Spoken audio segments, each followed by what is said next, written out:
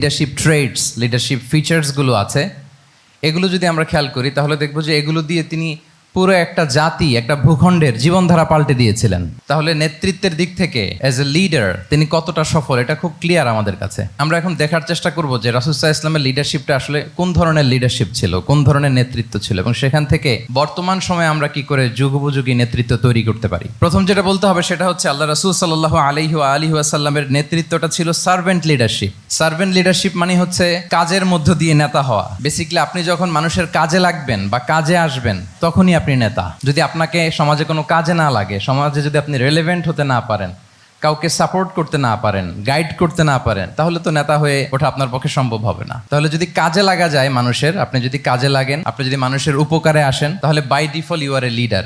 If you are society oriented, if you are people oriented, if you are service oriented, by default you are a leader. আমরা যদি আল্লাহ রাসূল সাল্লাল্লাহু আলাইহি ওয়াসাল্লামের জীবনের দিকে একটু খেয়াল করি তাহলে দেখব যে নবী হওয়ার আগেও কিন্তু আল্লাহ রাসূল সাল্লাল্লাহু আলাইহি ওয়াসাল্লামের এই ক্যারেক্টারিস্টিক্সগুলো ছিল, এই ফিচারগুলো ছিল। উনি মানুষের অনেক কাজে এসেছেন, তিনি মানুষকে সাপোর্ট করতেন, বিপদে তাদের পাশে দাঁড়াতেন, তাই না? তিনি তো অফিসিয়ালি 40 বছর বয়সে নবী হলেন, যদিও আল্লাহর এলেমে তিনি অনেক আগে থেকেই নবী। কিন্তু দুনিয়াতে আল্লাহ রাসূল সাল্লাল্লাহু আলাইহি ওয়াসাল্লাম যখন 40 বছর বয়সে উপনীত হলেন তখনই তো হেরা গুহায় নাজিল হলো, ইকরা বিসমি রাব্বিকাল্লাযী খালাক, read in the name of your Lord who has created. এই যে 5টা আয়াত নাজিল হলো, উনি নিয়ে আসলেন, কাঁপতে লাগলেন। খাদিজা রাদিয়াল্লাহু তাআলা আনহার কাছে বললেন যে মনে হয় আমি মারা যাব, আমাকে কম্বল চাপা দাও, আমার ভয় লাগছে, আমি কাঁপছি। তখন খাদিজা রাদিয়াল্লাহু তাআলা আনহা ওনাকে আশ্বস্ত করলেন, ওয়াল্লাহি লা ইউখজিকাল্লাহু আবাদা, আপনি ভয় পাবেন না, আল্লাহ আপনাকে অপদস্থ করবেন না। ইন্নাকা লা তাসিলুর রাহিমা ওয়া তাসদুকুল হাদিসা, নিশ্চয়ই আপনি আত্মীয়তার সম্পর্ককে বজায় রাখেন, আপনি সবসময় সত্য কথা বলেন। ওয়া তাহমিলুল কাল্লা, আপনি মানুষের বোঝা বয়ে দেন।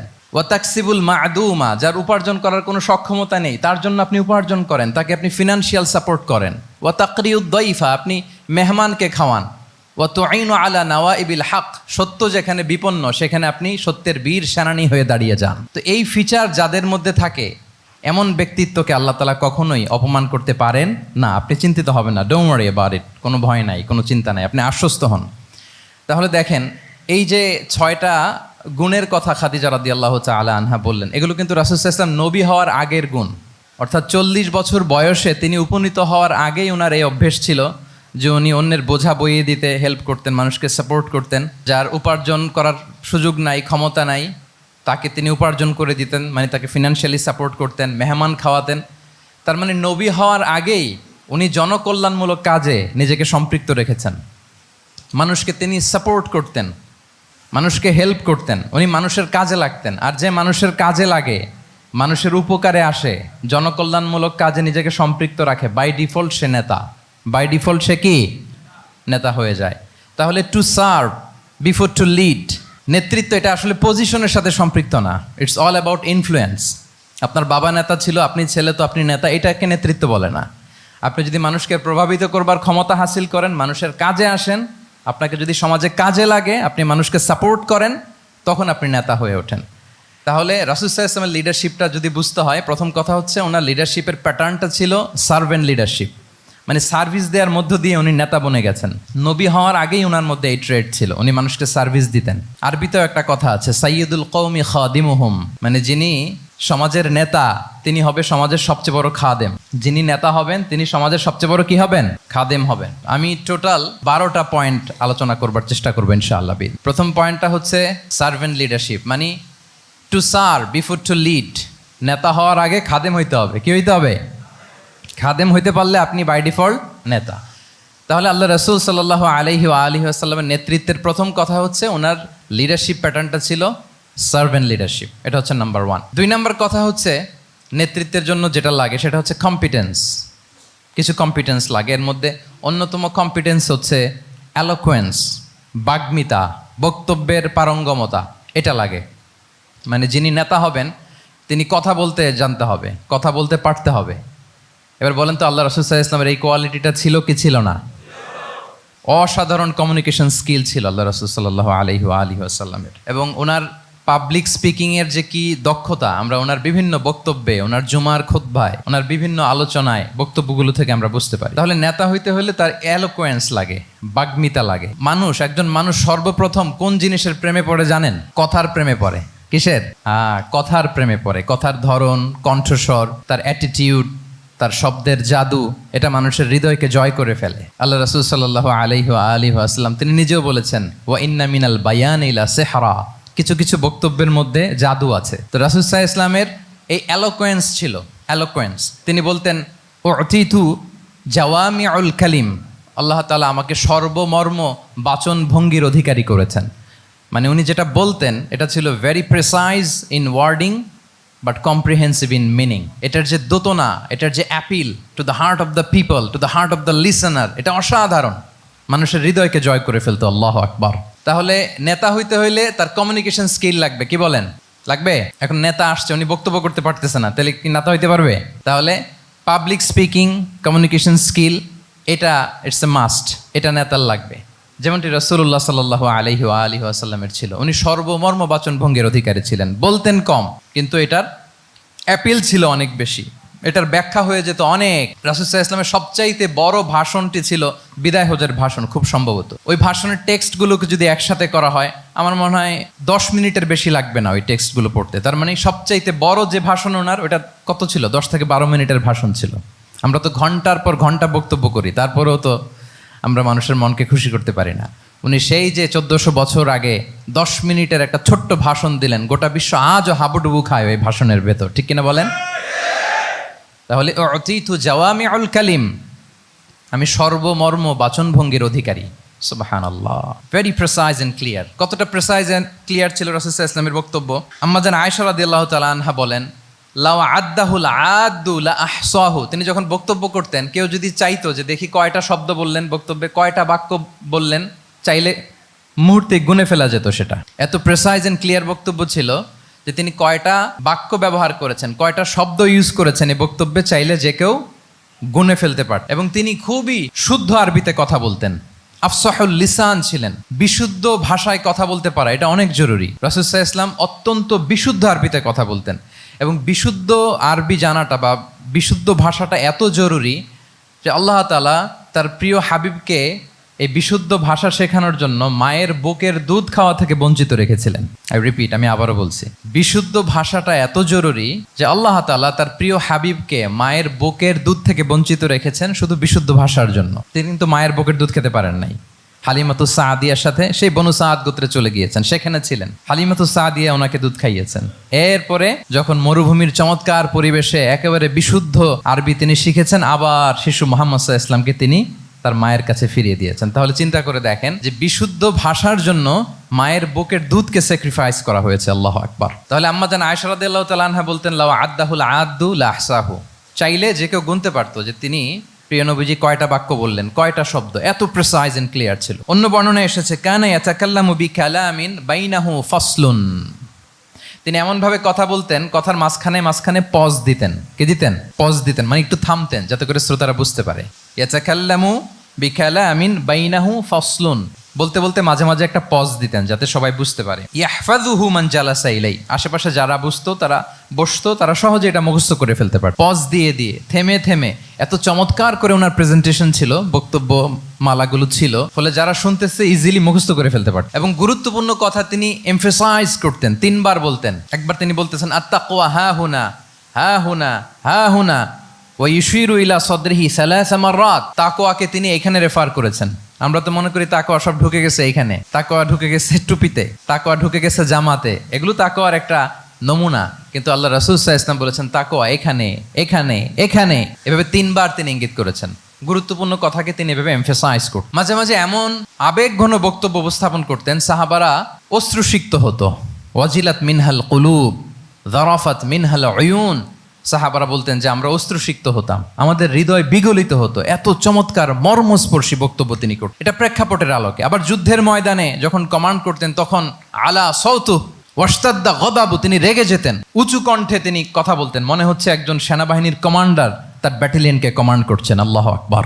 তাহলে বক্তব্যের যত দিক হতে পারে, স্লো মোশনে তেজস্বী বক্তব্য, খুব জ্বালাময়ী বক্তব্য, আবার মর্মস্পর্শী বক্তব্য, সব ধরনের বক্তব্য তিনি করতেন। সুবহানাল্লাহ। তাহলে অ্যালোকোয়েন্স, 2 নাম্বার হচ্ছে অ্যালোকোয়েন্স। কম্পিটেন্সের খুব গুরুত্বপূর্ণ একটা অংশ হচ্ছে অ্যালোকোয়েন্স, বাগ্মিতা। এটা একজন নেতার থাকা চাই। কি বলেন? একজন নেতার এরকম বক্তব্য দিতে জানতে হবে না? আল্লাহ রাসূল সাল্লাল্লাহু আলাইহি ওয়া আলিহি ওয়াসাল্লাম তিনি ঠিক এইভাবে বক্তব্য করতেন। মাঝে মাঝে তিনি ইমোশনাল ইন্টেলিজেন্স ইউজ করতেন, মানে আবেগ অনুভূতিকে নাড়িয়ে দিয়ে শ্রোতাকে প্রভাবিত করে ফেলা। স্পিরিচুয়াল ইন্টেলিজেন্স বা ইমোশনাল ইন্টেলিজেন্স তিনি বক্তব্যের মধ্যে ব্যবহার করতেন। এমনভাবে তিনি নাসিহাত করতেন, এমনভাবে কথা বলতেন, মানুষের আবেগ অনুভূতিকে তিনি নাড়িয়ে দিতেন। আল্লাহু আকবার। ছোট্ট একটা উদাহরণ এখানে আমি হাজির করি। আপনারা হুনাইনের যুদ্ধের কথা নিশ্চয়ই শুনেছেন। কত হিজরিতে হয়েছিল? 8ম হিজরি। তার মানে মক্কা বিজয়ের ইমিডিয়েট পরেই, কয়েক সপ্তাহ পরেই তো হুনাইনের যুদ্ধ হয়েছিল। তো এই হুনাইনের যুদ্ধে অনেক ওয়ার বুটিজ মুসলমানদের করতলগত হয়েছিল, মানে অনেক গানিমাত, অনেক সম্পদ ওনারা যুদ্ধ শেষে যুদ্ধলব্ধ সম্পদ হিসেবে পেয়েছিলেন। 24,000 উট, প্রায় 40,000 ভেড়া, এত পরিমাণ গানিমত যখন রাসূল সাল্লাল্লাহু আলাইহি ওয়াসাল্লাম পেলেন, তিনি এগুলো বন্টন করতে শুরু করলেন। কিন্তু রাসূল সাল্লাল্লাহু আলাইহি ওয়াসাল্লাম তিনি বন্টন করতে যে আনসারি সাহাবীদেরকে, অর্থাৎ মদিনার যে সাহাবারা, তাদেরকে কিছুই দিলেন না, বরং তিনি মক্কার সাহাবাদেরকে দিলেন, অন্যান্য গোত্রের লোকদেরকে দিলেন, আশেপাশের সবাইকে দিলেন, কিন্তু দিলেন না কাদেরকে? আনসারি সাহাবীদেরকে। তো ফলে এত বিশাল ওয়ার বুটিজ, এর মধ্যে থেকে কিছুই আনসারিরা পেল না। ওনাদের মধ্যে ক্ষোভের জন্ম নিল। ক্ষোভ থেকে ওনারা সমালোচনা করতে আরম্ভ করলেন আল্লাহ রাসূল সাল্লাল্লাহু আলাইহি ওয়াসাল্লামের। এবং সমালোচনা করতে করতে এটা এমন পর্যায়ে চলে গেল, এক পর্যায়ে তারা বলতে আরম্ভ করলো যে আমরা ওনার জন্য জান দিলাম, জীবন দিলাম, আজকে উনি এত সম্পদ পেয়ে সব নিজ এলাকার লোকদের মাঝে বন্টন করে দিল, এটা কি ঠিক করলো উনি? আল্লাহর নবীকে ক্ষমা করুক। মানে কেমন যেন রাসূল একটা ভুল করে ফেলছেন, রাসূল সাল্লাল্লাহু আলাইহি ওয়াসাল্লাম ওনাদেরকে দিতে বাধ্য ছিলেন, এটা যেহেতু দেন নাই, আল্লাহ তার রাসূলকে ক্ষমা করুক, এরকম একটা কথা তারা বলে ফেললেন। এটা তো অনেক বড় কথা। আল্লাহ রাসূল সাল্লাল্লাহু আলাইহি ওয়া আলিহি ওয়াসাল্লাম যখন এই কথা শুনলেন, তখন তিনি আনসারি সাহাবীদেরকে জড়ো করে একটা গেট টুগেদার করে এমন ইমোশনালি ওনাদেরকে কাবু করলেন, ইমোশনাল ইন্টেলিজেন্স ইউজ করলেন। এখানে তারা এসেছিল ক্ষোভ নিয়ে, অসন্তোষ নিয়ে, পরে সবাই কান্না করে রাসূল সাল্লাল্লাহু আলাইহি ওয়াসাল্লামের কাছে ক্ষমা চেয়ে সেই মজলিস থেকে উঠতে বাধ্য হয়েছে। তিনি সবাইকে ডেকে বললেন, ইয়া মা'আশারাল আনসার আলাম আতিকুম দুল্লালান ফাহাদাকুমুল্লাহ ওয়া আলাতান ফাআগনাকুমুল্লাহ ওয়া আ'দাআন ফাআল্লাফাল্লাহু বাইনা কুলুবিকুম। চমৎকার এক্সপ্রেশন, যে ওহে আনসাররা, আমি কি তোমাদেরকে পথভ্রষ্ট পাইনি, পথহারা পাইনি? আমার ওসিলায় তোমরা হেদায়েতের দেখা পেয়েছো। আমি কি তোমাদেরকে নিঃস্ব পাইনি? আমার ওসিলায় তোমরা সমৃদ্ধ হয়েছে, সম্পদশালী হয়েছো। আমি কি তোমাদেরকে যুদ্ধরত অবস্থায় পাইনি? আউস খাজরাজ তোমরা তো ফাইট করতেছিলে ইচ আদার। আমি যে তোমাদের মধ্যে সম্প্রীতি আর ভালোবাসার মেলবন্ধনে তোমাদেরকে একত্রিত করে দিলাম। আওয়াজাতুম ফি আনফুসিকুম ফি লুআআতিম মিনাদ দুনিয়া। আর দুনিয়ার সামান্য কিছু জিনিসের কারণে তোমরা মনে কষ্ট পাচ্ছ, যেটা দিয়ে আমি কিছু মুসলিমদের হৃদয়কে আকৃষ্ট করছিলাম। তা আল্লাফতু বিহা কওমান লিউসলিমু ওয়া ওয়াকালতুকুম ইলা ইসলামিকুম। আমি কিছু মুসলিমদেরকে এগুলো দিয়ে তাদের হৃদয়টাকে ইসলামের প্রতি আরো অ্যাট্রাক্টেড করতেছিলাম, আর তোমাদেরকে তোমাদের ইসলামের উপরই আমি ছেড়ে দিয়েছি। আমি জানি আমার আনসাররা, তাদের হৃদয়ে যে ইসলাম আছে এটাই তাদের জন্য যথেষ্ট। আমা তারদাউনা আইয়াযহাবান নাসু বিশ-শাতি ওয়াল বাঈর ওয়া তারজিউনা বিরাসূলিল্লাহি ফি রিহালিকুম। Won't you be happy that people go back to their country with sheep and camel, and you go back to your country with Rasulullah? Allahu Akbar. তোমরা কি এতে খুশি হবে না? মানুষ উট আর ভেড়া নিয়ে তাদের এলাকায় ফিরবে, আর তোমরা আল্লাহর রাসূলকে নিয়ে তোমাদের এলাকায় ফিরবে। এরকম একটার পর একটা ইমোশনালি রাসূল সাল্লাল্লাহু আলাইহি ওয়াসাল্লাম যখন আনসার সাহাবীদেরকে কাবু করতে লাগলেন, ওনারা এমনভাবে কান্নার রোল জুড়ে দিল, এমনভাবে অনুতপ্ত হলো, কাঁদতে শুরু করলো। পরে এরা বলতে আরম্ভ করলো, আমি তো 2-1 বাক্য বললাম, লম্বা চূড়া মন মাতানো বক্তব্য, হৃদয়স্পর্শী বক্তব্য। তারা বললো, ইয়া রাসূলুল্লাহ, আমরা শুধু আপনাকে পেয়েই খুশি।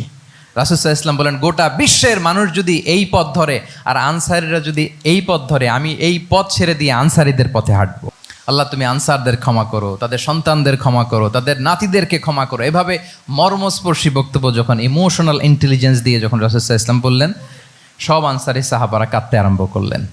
সবাই ফাবাকাল কওমু হাত্তা আখদালু লুহাহুম, তাদের প্রত্যেকের দাড়ি ভিজে গেল, এমন কান্না জুড়ে দিল। আল্লাহু আকবার। তাহলে এটা ছিল রাসূল সাল্লাল্লাহু আলাইহি ওয়াসাল্লামের বক্তব্যের মাধ্যমে শ্রোতাদের মাঝখানে প্রভাব সৃষ্টি করার ক্ষমতা। চিন্তা করতে পারেন, হৃদয় কেঁপে ওঠে না এই কথা শুনলে? Won't you be happy people go back to their home with sheep and camel? and you take the messenger of Allah with you. মানুষ ছাগল ভেড়া নিয়ে ফিরতেছে, তোমরা তো আল্লাহর নবীকে নিয়ে ঘরে ফিরতেছো। আল্লাহু আকবার।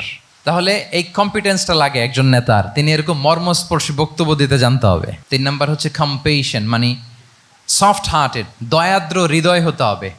আপনি মানুষের দুঃখ যদি আপনাকে কাঁদায় তবেই আপনি নেতা। আমরা আল্লাহ রাসূল সাল্লাল্লাহু আলাইহি ওয়াসাল্লামের দিকে যদি তাকাই, ওনার তো একটা উপাধিই হচ্ছে রাহমাতাল লিল আলামিন।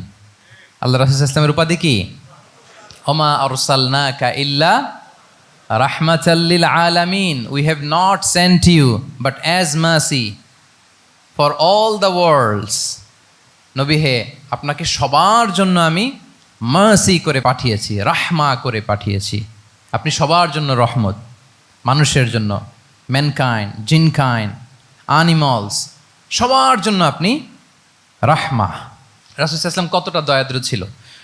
আল্লাহ তাআলা অন্য আয়াতে বলছেন, ফাবিমা রাহমাতিম মিনাল্লাহি লিনতা লাহুম ওয়ালাউ কুনতা ফাযযান গালিযাল কলবি লানফাদ্দু মিন হাওলিক। নবী হে, লিনতা লাহুম, সবার জন্য আপনি সফট হার্টেড হয়েছেন আল্লাহর অনুগ্রহে। যদি আপনি সফট হার্টেড না হয়ে আপনি যদি কঠোর হৃদয়ের অধিকারী হতেন, তাহলে এখন লোকেরা যেমনি আপনাকে ঘিরে রাখে, আপনার চারিপাশে সবাই ঘিরে রাখতো না। আল্লাহু আকবার। সাহাবারা সব সময় রাসূল সাল্লাল্লাহু আলাইহি ওয়াসাল্লামের সঙ্গ পেতে চাইতো, অ্যাকম্পানি চাইতো, ঘিরে রাখ। এমনকি অনেক সাহাবী ঘরে ভালো না লাগলে রাসূল সাল্লাল্লাহু আলাইহি ওয়াসাল্লামের কাছে চলে আসতো। এমনকি অনেক সাহাবী বলতেন যে আমার পেটে ক্ষুধা লাগলেই আমি রাসূলের কাছে যেতাম, কারণ রাসূলের চেহারা দেখলে আমার পেটের ক্ষুধা উধাও হয়ে যেত। ফাবিমা রাহমাতিম মিনাল্লাহি লিনতা লাহুম। নবী হে, আল্লাহর অনুগ্রহে আপনি কোমলভাষী হয়েছেন। কোমল হৃদয়ের হওয়া, সফট হার্টেড হওয়া, দয়াদ্র চিত্তের হওয়া, এটা অন্যতম একটা লিডারশিপ ট্রেট। এত দয়াদ্র ছিলেন, আল্লাহ তাআলা বলছেন, ফালাআল্লাকা বাখিউন নাফসাকা আলা আসারিহিম ইল্লাম ইউমিনু বিহাযাল হাদীসি আসাফা।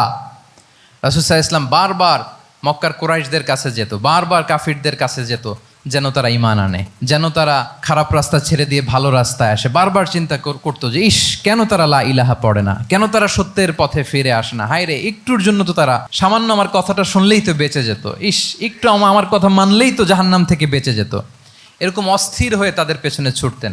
আল্লাহ তাআলা বলেছেন, নবী হে, আপনি ওদের পেছনে ছুটতে ছুটতে আপনি তো নিজেকেই শেষ করে দিবেন। বাখিউন নাফসাক, আপনি তো নিজের দিকে খেয়াল করছেন না, নিজের শরীরের দিকে খেয়াল করছেন না, নিজের স্বাস্থ্যের দিকে, সময়ের দিকে, আপনি পাগল পাড়া হয়ে তাদেরকে বাঁচানোর জন্য ছুটছেন। তাহলে কতটা দয়াদ্র কোমল হৃদয়ের অধিকারী হলে যে কাফেররা রাসূল সাল্লাল্লাহু আলাইহি ওয়াসাল্লামকে ফিজিক্যালি, মেন্টালি এমন কোনো টর্চার নেই, করে নাই, তাদের পিছনে পিছনে ছুটতেন তিনি। হায় রে, একটু যদি ইমানের রাস্তায় আনা যায়, কোনোভাবে যদি তাদেরকে বুঝিয়ে কনভিন্স করা যায়, তাহলে কম্প্যাশনেট, দয়ালু হওয়া, এটা নেতৃত্বের অন্যতম একটা গুণ। আপনার হৃদয়ে দয়া থাকতে হবে, মায়া থাকতে হবে সবার জন্য, কারণ নেতা তিনি তো সবার।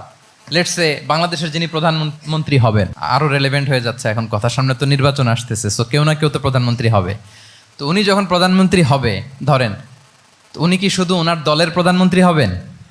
তাহলে উনি 18 কোটি মানুষের প্রধানমন্ত্রী হবেন, ঠিক কিনা বলেন? তাহলে সবার জন্য ওনার হৃদয়ে দয়া, ভালোবাসা, এটা থাকার দরকার আছে না নাই? তিনি সবার প্রতি কোমল হৃদয়ের হইতে হবে, দয়াদ্র হইতে হবে। প্রধানমন্ত্রী উনি শুধু নিজ দলের প্রধানমন্ত্রী নন, 18 কোটি মানুষের প্রধানমন্ত্রী। তাহলে সফট হার্টেড হইতে হবে। রাসূল সাল্লাল্লাহু আলাইহি ওয়াসাল্লামের মধ্যে এটা ছিল। সবসময় তিনি মাজলুমদের পাশে থাকতেন। আপনারা হিলফুল ফুজুলের কথা জানেন। ওনার বয়স যখন 35, ইয়ামানের এক ব্যবসায়ী আসছিল মক্কায় ব্যবসা করতে। পণ্য বিক্রির পরে আস ইবনে ওয়াইল নামে এক দুষ্ট জালেম, সে পণ্য নিয়ে বলে, আমরা এই এলাকার লোক, আমরা দাম দিব না, কি করতে পারো করো। এই লোক কান্না জুড়ে দিল। তার কান্না দেখে রাসূল সাল্লাল্লাহু আলাইহি ওয়াসাল্লামের হৃদয়ে দয়া হলো।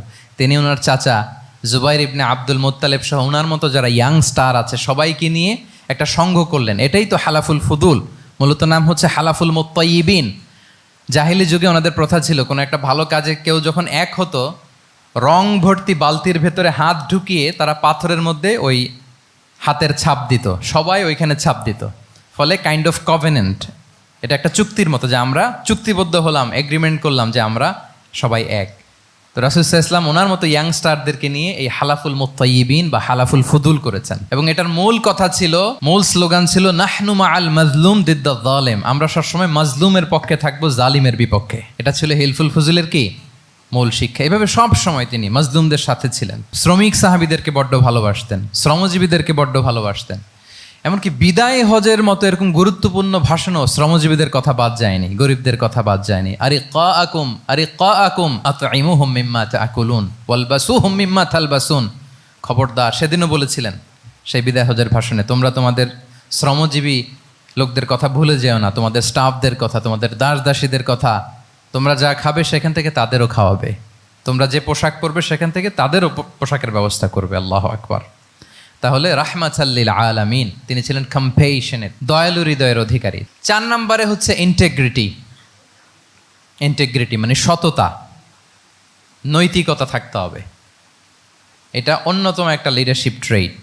এটার বড় ক্রাইসিস এখন ইন্টিগ্রিটির। রাসূল সাল্লাল্লাহু আলাইহি ওয়াসাল্লামের লিডারশিপটা ছিল এথিক্যাল লিডারশিপ, কিন্তু এইটার অনেক বড় ক্রাইসিস আমাদের সমাজে, আমাদের নেতৃত্বের মাঝে। কি বলেন? নৈতিকতার ঘাটতি আছে না? নৈতিকতা বিবর্জিত নেতৃত্ব, এটা দিয়ে কিছুই হয় না। একটা জাতির ধ্বংসের জন্য নৈতিকতা বিবর্জিত নেতৃত্বই যথেষ্ট। এজন্য নৈতিকতা লাগবে, ইন্টিগ্রিটি, সততা।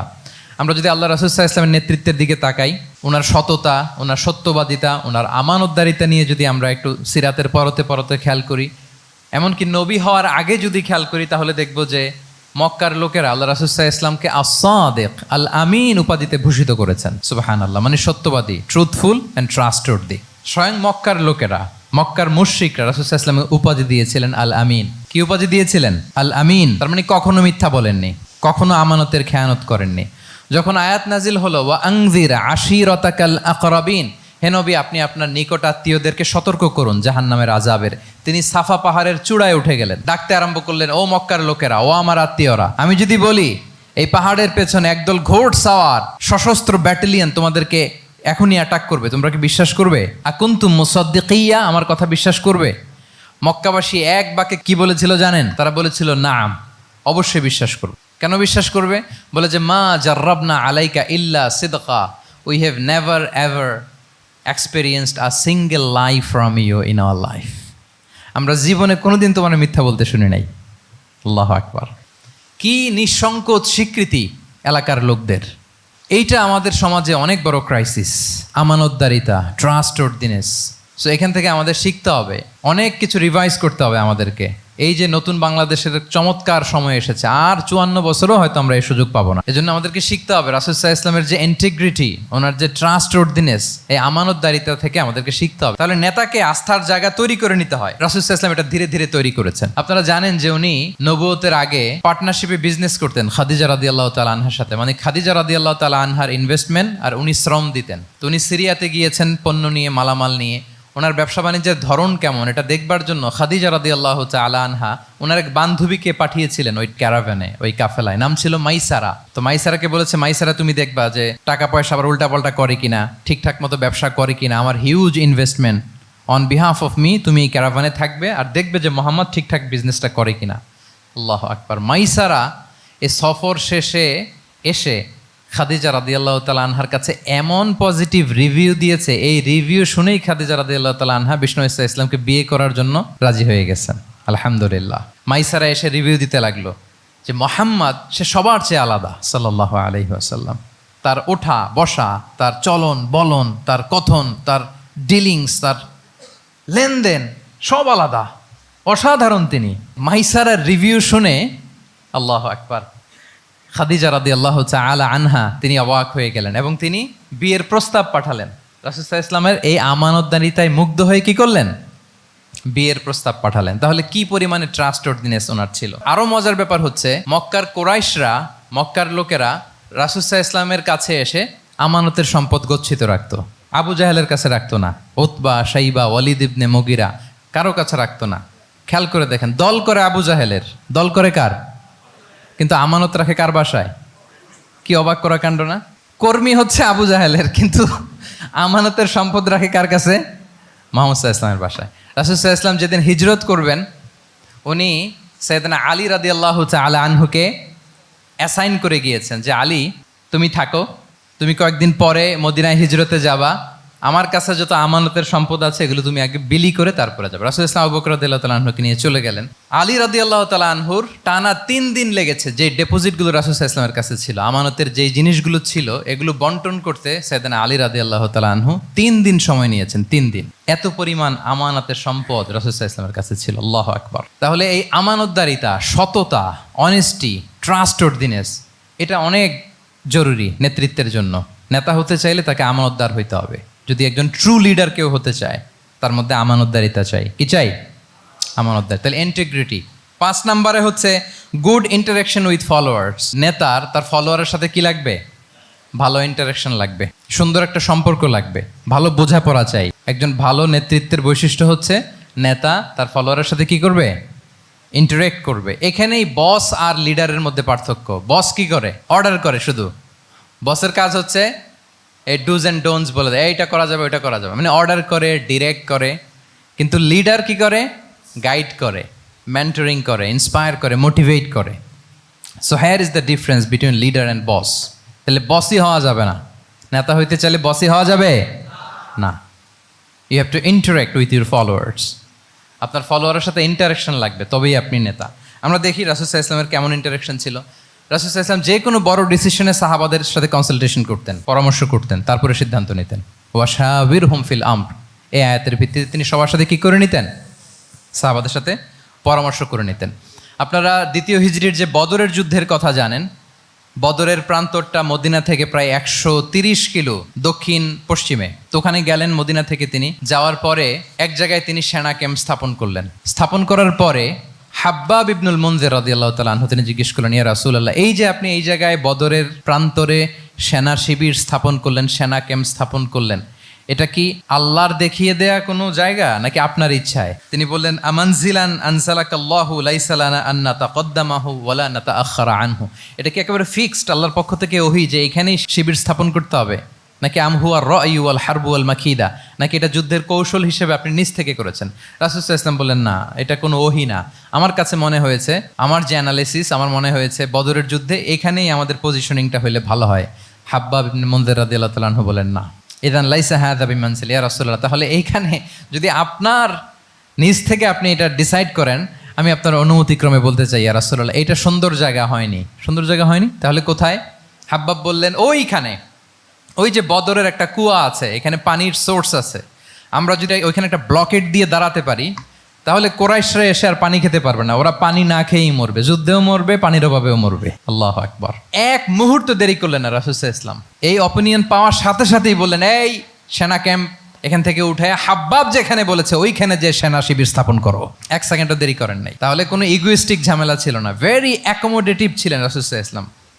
আমরা অনেক সময় নতুন কোনো কথা শুনলে, কোনো রিফর্ম শুনলে, শ্রোতাদের মধ্যে থেকে কিছু একটা শুনলে আটকে উঠি, চেঞ্জ করতে চাই না, রিজিড হয়ে থাকে। এই রিজিডিটি রাসূল সাল্লাল্লাহু আলাইহি ওয়াসাল্লামের মধ্যে ছিল না। ভেরি অ্যাকোমোডেটিভ ছিলেন, ইজিলি ওপেন আপ করতে পারতেন। মুহূর্তেই বলেন, ঠিক আছে, আমি যেখানে করেছি আসলে ঠিক হয় না। হাব্বাব যেখানে বলেছে সবাই ওখানে যে সেনা ক্যাম্প স্থাপন করো। আল্লাহু আকবার।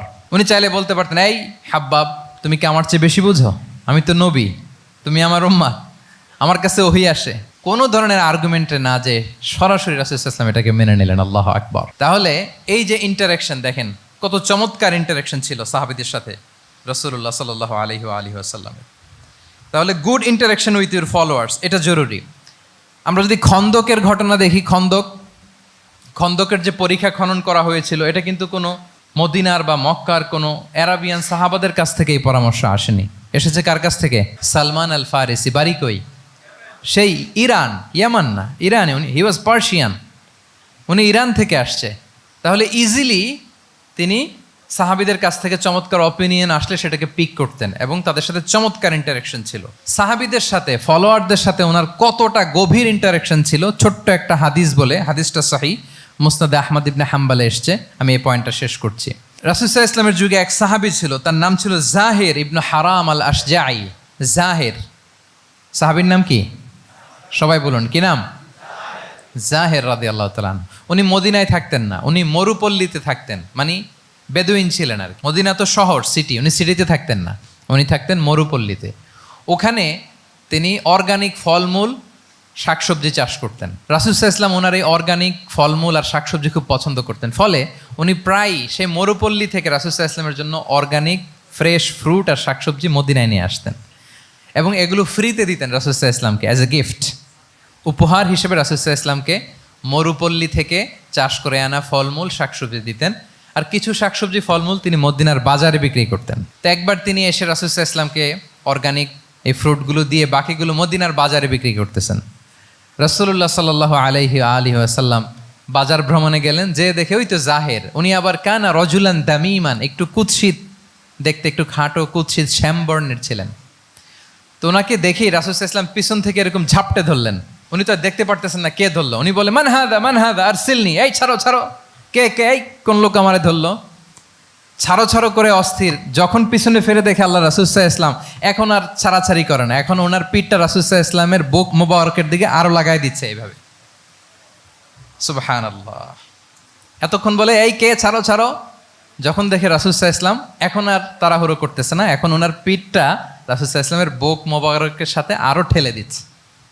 রাসূল সাল্লাল্লাহু আলাইহি ওয়াসাল্লাম এবার মজার ছড়ে বললেন মাইয়াশতারি হাযাল আব, ফান করে বলতেছেন এই একটা দাস আছে আমার কাছে, এই লোকটারে কে কিনবে, আমি বেচবো। জাহের রাদিয়াল্লাহু তাআলা আনহু বলেন ইয়া রাসূলুল্লাহ ইদান ওয়াল্লাহি তাজিদুনি কাসিদান, আমি কালো মানুষ, আমি সস্তা মানুষ, আমারে বেচলে বেশি দাম পাবেন না আপনি, আমি তো সস্তা মানুষ ইয়া রাসূলুল্লাহ। রাসূল সাল্লাল্লাহু আলাইহি ওয়াসাল্লাম বললেন আনতা লাস্তা ইনদাল্লাহি কাসিদ ইয়া জাহির, হে জাহির তুমি আল্লাহর কাছে সস্তা নও, আনতা ইনদাল্লাহি গালি, তুমি আল্লাহর কাছে বড্ড দামি। তোমার স্কিন ব্রাইট কালার না, তুমি কুৎসিত, তুমি দুনিয়াতে সস্তা হতে পারো কিন্তু আমার আল্লাহর দরবারে তুমি কভু সস্তা নও, আনতা ইনদাল্লাহি গালি, আল্লাহর কাছে তুমি বড্ড দামি। দেখেন ইন্টারেকশন কোন মাত্রায় গেলে পিছন থেকে যে এরকম হাক করা যায়, ঝাপটে ধরা যায় এক সাহাবীকে, সুবহানাল্লাহ বিহামদি। এরকম গুড ইন্টারেকশন ছিল অনেক অনেক ভুরি ভুরি সিরাতের পরতে পরতে আপনারা পাবেন যে রাসূল সাল্লাল্লাহু আলাইহি ওয়াসাল্লামের সাথে সাহাবাদের ইন্টারেকশন কত চমৎকার ছিল। 6 নম্বরে হচ্ছে কারেজ, সাহসিকতা। নেতা হইতে হইলে সাহস লাগবে না? নেতারে বাঁচানোর জন্য কর্মীরা দৌড়াইতেছে সামনে, নেতা যদি ছোটে পেছনে তাহলে হবে? তাহলে তো তাকে নেতা বলা যায় না, কি বলেন? নেতার তো হি শুড বি কারেজাস, তার সাহসী হইতে হবে, দুর্দান্ত সাহস থাকতে হবে তার। রাসূল সাল্লাল্লাহু আলাইহি ওয়াসাল্লামের এরকম দুর্দান্ত সাহস ছিল, অত্যন্ত সাহসিকতার অধিকারী তিনি ছিলেন। এবং এই লিডারশিপ ট্রেইটটা খুবই জরুরি, এটাকে বলে মাদার স্কিল। কারেজি যে মাদার স্কিল, এটাই সব। এই হিম্মত লাগবে। আর রাজুলু যু হিম্মা ইউহিল উম্মা, যার হিম্মত আছে সেই জাতিকে জাগাতে পারে, ঠিক কিনা? এই যে আমাদের কাছে তো উদাহরণ একেবারে হাতের কাছেই, এই যে 5 আগস্টে, এই যে জুলাই আপরাইজিং, যদি কারেজ না থাকতো আমাদের তরুণদের, আমাদের জেনজিদের, তাহলে এই পরিবর্তনকে আমরা দেখতে পেতাম না। আমি গল্প শুনছিলাম যে এই চট্টগ্রাম বিশ্ববিদ্যালয় থেকে 2 জন শহীদ হয়েছে, আল্লাহ তাদের কবরগুলোকে তুমি জান্নাতে টুকরা বানিয়ে দাও।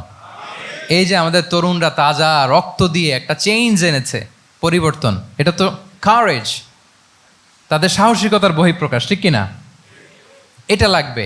কেউ যদি লিড দিতে চায়, লিডার হতে চায়, তার এটা লাগবে, মাস্ট। রাসূল সাল্লাল্লাহু আলাইহি ওয়াসাল্লাম অত্যন্ত সাহসী ছিলেন। 2-1টা উদাহরণ আমরা সিরাত থেকে দেখি। একবার মদিনাতে রাত্রিবেলা বিকট একটা আওয়াজ হলো, বিকট এত আওয়াজ, সবাই ঘুম থেকে জেগে গেল। ঘুম থেকে জেগে সবাই হতভম্ব, কিরে এত আওয়াজ তো মদিনাতে কখনো শুনি না, ঘটনা কি? কেউ ঘোড়া নিয়ে, কেউ উট নিয়ে, কেউ খচ্চর নিয়ে, কেউ এমনি খালি পায়ে ছুটতে আরম্ভ করলো আওয়াজের দিকে, দেখি যাই কোথায় কি হলো। সবাই ছুটতে ছুটতে মাঝপথে যেয়ে দেখে রাসূল সাল্লাল্লাহু আলাইহি ওয়াসাল্লাম আওয়াজ কোথায় হয়েছে, কোত্থেকে হয়েছে দেখে ফিরে আসতেছে আর বলতেছে লান তুরাউ, ডোন্ট ওয়ারি, আরে ভয় নাই, দেখে আসছি আমি, আল্লাহু আকবার, ভয় নাই, আমি দেখে আসছি, এভরিথিং ইজ ফাইন দেয়ার, সব ঠিক আছে, যাও ফিরো মদিনায় ফিরো। সবাই ভয় পেয়ে ঘোড়া টোরা ওট হাঁকিয়ে ছুটতে আরম্ভ করছে। অনেক দূর যাওয়ার পরে দেখে রাসূল সাল্লাল্লাহু আলাইহি ওয়াসাল্লাম আবু তালহা রাদিয়াল্লাহু তাআলা আনহুর একটা খুবই ক্ষিপ্ত ঘোড়া নিয়ে উনি দেখে ভিজিট করে ফিরে আসতেছেন। সুবহানাল্লাহ। তাহলে বিপদ ঘটলে নেতা থাকতে হবে কই, সামনে না পেছনে? আমাদের নেতারা থাকে কই? নাকি পেছনেও খুঁজে পাওয়া যায় না? It's a big crisis. নেতা থাকবে কোথায়? Front liner. Leader should be front liner. উনি তো লিড দিবে, নেতৃত্ব দিবে। এখন ওনারা যদি খুঁজে পাওয়া না যায় তাহলে থাকবে কিছু না। এই যে শিখতে হবে আমাদের, যেমনটা রাসূল সাল্লাল্লাহু আলাইহি ওয়াসাল্লাম করলেন, বিকট আওয়াজ, উনি আগে চলে গেছে, কাউকে না বলে দেখে টেকে চলে আসতেছে। আল্লাহু আকবার। হুনাইনের যুদ্ধে এক পর্যায়ে মুসলমানরা পর্যদুস্ত হয়ে যাচ্ছিল, আপনারা অনেকে জানেন। To make the long story short, পুরো ঘটনাটা আমি আনবো না।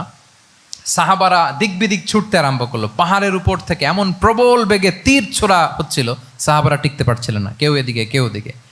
রাসূল সাল্লাল্লাহু আলাইহি ওয়াসাল্লাম এই তীর তলোয়ারকে উপেক্ষা করে সামনে যেয়ে দাঁড়ালেন ঢালের মতো, আর বললেন আনা নবিয়্যু লা কাযিব আনা ইবনু আব্দুল মুত্তালিব। এই সাহাবারা, আনা নবিয়্যু লা কাযিব, আমি সত্য নবী, আমার দিকে ফেরো, am the grandson of Abdul Muttalib, আমি দাঁড়িয়ে আছি, ফেরো। রাসূল সাল্লাল্লাহু আলাইহি ওয়াসাল্লামের যখন এই সাহসী স্টেটমেন্ট তারা পেলেন, আবার আল্লাহু আকবার ধ্বনি নিয়ে সাহাবারা সামনের দিকে এগিয়ে গেছেন। এই যে আগালেন, আর পিছু ফিরলেন না, হুনাইন জয় করেই ছাড়লেন। আল্লাহু আকবার। তাহলে ইতিহাসের পরতে পরতে, সিরাতের পরতে পরতে আমরা দেখবো যে রাসূল সাল্লাল্লাহু আলাইহি ওয়াসাল্লাম হি ওয়াজ এ হাইলি কারেজাস, অনেক সাহসী একজন ব্যক্তিত্ব ছিলেন, অত্যন্ত সাহসী পুরুষ ছিলেন। তাহলে নেতা হইতে হইলে তার কি লাগবে? সাহসিকতা লাগবে, তার তো লিড দিতে হবে ফ্রন্ট লাইন থেকে। এবং কাপুরুষতা, ভীরুতা, এটা থেকে রাসূল সাল্লাল্লাহু আলাইহি ওয়াসাল্লাম পানাহ চেয়েছেন। আল্লাহুম্মা ইন্নী আউযু বিকা মিনাল হাম্মি ওয়াল হাযান ওয়া আউযু বিকা মিনাল আজজি ওয়াল কাসাল ওয়া আউযু বিকা মিনাল জুবনি ওয়াল বুখল। জুবন মানে কি? ভীরুতা, কাপুরুষতা। হে আল্লাহ, আমি ভীরুতা থেকে, কাপুরুষতা থেকে পানাহ চাই। আমরা যেন কাপুরুষ না হই, আমরা যেন ভীরু না হই, আমরা যেন সত্যের বীর সেনানী হয়ে আবু সাঈদের মতো এরকম দুই হাত প্রসারিত করে দাঁড়াতে পারি, ঠিক কিনা? এই যে কারেজাস আবু সাঈদ, হ্যাঁ, is the icon of courage of Bangladesh, কি বলেন? এই যে বুক টান টান করে যে হাত দুইটা প্রসারিত করে দাঁড়ালো, আল্লাহু আকবার, গোটা বিশ্ব এখন তাকে আইকনিক ফিগার হিসেবে মেনে নিস, কি বলেন? গোটা বিশ্ব তাকে চিনছে, তার জন্য দোয়া করছে। তাহলে courage, it's an essential leadership trade, এটা লাগবে প্রিয় ভাইয়েরা। আল্লাহ তাআলা এই কারেজ, এই সৎ সাহস দিয়ে আমাদেরকে ধন্য করুক। 7 নম্বরে হচ্ছে কনফ্লিক্ট রিজলভিং এবিলিটি, বিরোধ নিষ্পত্তি করার মতো যোগ্যতা থাকতে হবে নেতার। অর্থাৎ নেতা হইতে হবে এমন যে বিরোধকে নিষ্পত্তি করে দিতে পারে, মিটমাট করে দিতে পারে, ঝগড়া লাগলে মিটায়ে দিতে পারে। এটা গুরুত্বপূর্ণ কোয়ালিটি না নেতার জন্য, কি বলেন? রাসূল সাল্লাল্লাহু আলাইহি ওয়াসাল্লামের কিন্তু এটা ছিল, বিরোধ নিষ্পত্তি করা। রাসূল সাল্লাল্লাহু আলাইহি ওয়াসাল্লাম মক্কা থেকে মদিনায় যে 1 ঘন্টায় বছরের পর বছর চলে আসা যুদ্ধ, they use to fight each other, Aws and Khazraj, 1 ঘন্টায় যুদ্ধ থামাই দিয়েছেন। আল্লাহু আকবার। He was a very good mediator and arbitrator. রাসূল সাল্লাল্লাহু আলাইহি ওয়াসাল্লাম অত্যন্ত ভালো মধ্যস্থতাকারী ছিলেন, ভালো মধ্যস্থতাকারী তিনি ছিলেন। তিনি থামিয়ে দিতে পারতেন, বিরোধকে থামাতে পারতেন। আপনারা জানেন যে মক্কায় একবার সম্ভবত অগ্নিকাণ্ডের কারণে কাবা ঘর জ্বলে গিয়েছিল, ধ্বংস হয়েছিল, কিছু অংশ নষ্ট হয়ে গিয়েছিল। কাবাকে রিনোভেট করা হয়েছিল, ফলে কাবার একটা কর্নারে যে ব্ল্যাক স্টোন কর্নার, রুকনুল হাজারিল আসওয়াদ, হাজরে আসওয়াদ পাথরকে সরিয়ে রাখা হয়েছিল। এখন কাবা যখন পুনর্নির্মাণ শেষ, ওই হাজরে আসওয়াদ পাথরকে আবার তার জায়গায় রাখা হবে। কিন্তু কে রাখবে? সবাই রাখতে চায়, সব দলের নেতারা বলে আমরা রাখবো। এক দলের নেতা বলে যে আমি রাখবো, এটা অনেক very prestigious and dignified issue, এই প্রেস্টিজ আমরা কাউকে নিতে দিব না। আরেক দলের নেতা বলে না, আমাদের পাওয়ার বেশি, আমরা রাখবো। আরেক দলের নেতা বলে যে না, এটা আমাদেরই। আরেকজন বলে রক্তের গঙ্গা বইয়ে দিব মক্কায়, কিন্তু এই সম্মান হাতছাড়া হতে দেব না। এখন জাতীয় 4 নেতা গেছে 4 দিকে, সমাধান তো নাই। পাথর কয়টা? পাথর তো মাত্র একটা। ইন দ্য মিন টাইম রাসূল সাল্লাল্লাহু আলাইহি ওয়াসাল্লাম আসলেন। রাসূল সাল্লাল্লাহু আলাইহি ওয়াসাল্লামকে দেখেই সবাই হ্যাপি, সবাই বলে যা আমিনুন রদিনা বি, এই তো আলামিন আসছে, ওই ফয়সালা করবে। আল্লাহ রাসূল সাল্লাল্লাহু আলাইহি ওয়াসাল্লাম বললেন কি হয়েছে? এই ঘটনা। জাতীয় 4 নেতা বলে এই পাথর নিয়ে তারা নিজেরা রাখবে, কাউকে দিবেন। রাসূল সাল্লাল্লাহু আলাইহি ওয়াসাল্লাম বললেন ঠিক আছে, একটা চাদর নিয়ে আসো। চাদর নিয়ে আসা হলো। এবার জাতীয় 4 নেতা চাদরের 4 কর্নার ধরে দাঁড়ালো। রাসূল সাল্লাল্লাহু আলাইহি ওয়াসাল্লাম নিজ হাতে হাজরে আসওয়াদ তুলে চাদরের মাঝখানে রাখলেন। এবার 4 নেতাকে বললেন আসো তোমরা আমার সাথে। তারা আগাতে লাগলো। কাবা ঘরের সামনে যখন আসলো, রাসূল সাল্লাল্লাহু আলাইহি ওয়াসাল্লাম নিজ হাতে, ওনার বরকতময় হাতে আবার হাজরে আসওয়াদ ধরে ঠিক জায়গা মতো রেখে দিলেন। এতক্ষণ কিন্তু 4 নেতা কি বলছে? কাউরে ধরতে দিব না, কাউকে। কিন্তু এখন চাদরের কোনা ধরেই happy. This is called conflict resolving ability. একজন নেতার এরকম কনফ্লিক্ট, সমাজে যখন এই ধরনের বিরোধ তৈরি হয়, ঝামেলা তৈরি হয়, মারামারির মতো পরিস্থিতি তৈরি হয়, সংঘাতের মতো একটা সিচুয়েশন হয়, নেতা এটাকে রিজলভ করার ক্যাপাসিটি, এবিলিটি তার থাকতে হবে। আল্লাহ রাসূল সাল্লাল্লাহু আলাইহি ওয়াসাল্লামকে আল্লাহ তাআলা এটা দিয়েছিলেন। আল্লাহু আকবার। শুধু বড় বড় জিনিস না, ছোট ছোট জিনিসও করতে হয়। লেটস সে নিজ দলের নেতাকর্মীদের মধ্যে মারামারি, নিজ দেশের ভেতরে মারামারি, দেশের সাথে প্রতিবেশী দেশের বিরোধ, রিজিওনাল সুপার পাওয়ার হলে আশেপাশের অনেকগুলো দেশের মধ্যে বিরোধ, আপনাকে নেতা হয়ে এগুলো মিটমাট করে দিতে হবে। সুপার পাওয়ার যদি হয়ে যান, গোটা বিশ্বের যেখানে ঝামেলা লাগে, দেখেন না বড় বড় মোরলরা কি করে? ওই কাতারে বসে বসে ওই আফগানিস্তান, তারপর ওই ইসরায়েল কাতার মিলাই দিচ্ছে। দেখেন না এগুলো নিউজে আপনারা? This is called conflict resolving ability. কনফ্লিক্টকে রিজলভ করতে জানতে হয়। রাসূল সাল্লাল্লাহু আলাইহি ওয়াসাল্লাম এরকম রাষ্ট্রীয় পর্যায়ে, বড় বড় সামাজিক পর্যায়ে, এমনকি ফ্যামিলি অ্যাফেয়ার্সের মধ্যে যত বিরোধ লাগতো রাসূল সাল্লাল্লাহু আলাইহি ওয়াসাল্লাম মিলাই দিতেন। আল্লাহু আকবার। ফ্যামিলি কাউন্সিলিং, এজন্য প্রত্যেক ইমাম খতিবদের এই কাউন্সিলিংয়ের উপর ট্রেনিং নেওয়া দরকার। আমাদের পরিবারগুলো ভেঙে যাচ্ছে, পরিবারগুলো কি হচ্ছে? ভেঙে যাচ্ছে। আমি পশ্চিমা দেশে আমাদের অনেক স্কলারদের দেখেছি যারা ইমাম এবং খতিব, তাদের আলাদা করে উইকলি 7 ঘন্টা 8 ঘন্টা 10 ঘন্টা এরকম রাখতে হয় ফ্যামিলি কাউন্সিলিংয়ের জন্য। যাদের মধ্যে বিরোধ, হাজব্যান্ড ওয়াইফের ঝামেলা চলতেছে, উনি কাউন্সিলিং করে। এটা খুব জরুরি।